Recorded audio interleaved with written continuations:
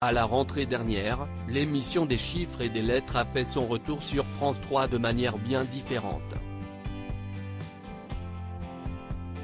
Il s'est en effet fait sans les incontournables Bertrand Renard, spécialiste des chiffres depuis 1975 et Ariel Boulin-Prat, pro des lettres depuis 1986. Malheureusement, ils ont tous deux été écartés du jeu après de vifs désaccords avec la production.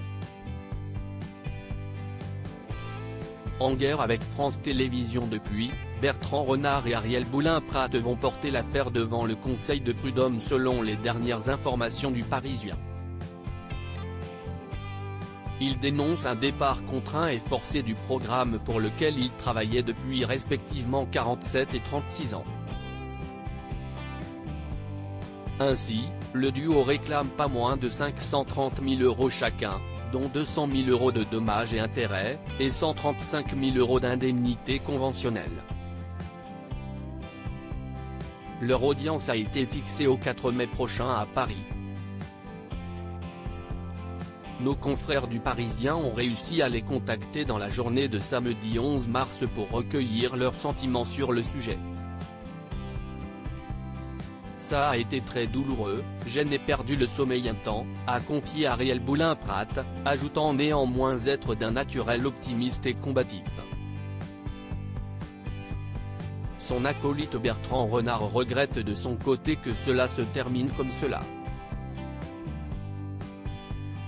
La chose s'est faite brutalement.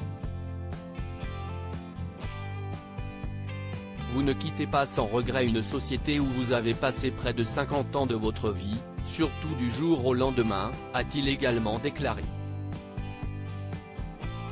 Le tandem renvoyait avec une rare violence CST au mois d'août dernier qu'il avait été annoncé que des chiffres et des lettres basculeraient le week-end afin de laisser la place à Cyril Ferraud son nouveau jeu en semaine et se séparer de Bertrand Renard et Ariel Boulin-Prat. Selon les dires des principaux intéressés, cela s'était fait avec une rare violence. Pour la chaîne nous ne sommes rien. On n'a eu aucun coup de fil. On a été viré, en visio, en 10 minutes. Si est ça la réalité, avait confié Madame Lettres sur les ondes de Virgin Radio début septembre. Pour rappel, Ariel Boulin-Prat et Bertrand Renard étaient renouvelés en CDD depuis toutes ces années.